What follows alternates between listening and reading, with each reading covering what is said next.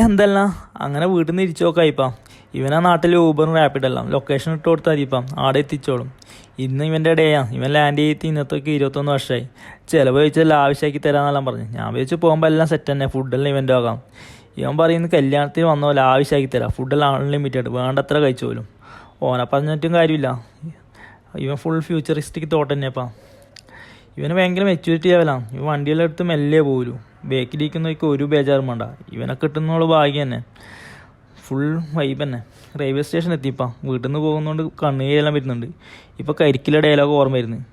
Cash ഉണ്ടാക്കാൻ പോകുന്നതല്ലേ, കടം തീർത്ത് അടുത്ത വണ്ടി കയറൂലേ. ഫുൾ സ്നേഹന. എൻ്റെ ബാഗ് പോലും എടുക്കാൻ വിടുന്നില്ല ഇവൻ. നിങ്ങൾക്കും ഉണ്ടാവില്ല ഇങ്ങനത്തെ ഒരു ചങ്ങായി? ഉണ്ടെങ്കിൽ ഉഷാർ തന്നെയപ്പാ. ലൈഫ് ഫുൾ കളറാണ്. അങ്ങനെ ഇവൻ്റെ കല്യാണത്തിന് വരാമെന്ന് പറഞ്ഞിട്ട് പോക്കായി.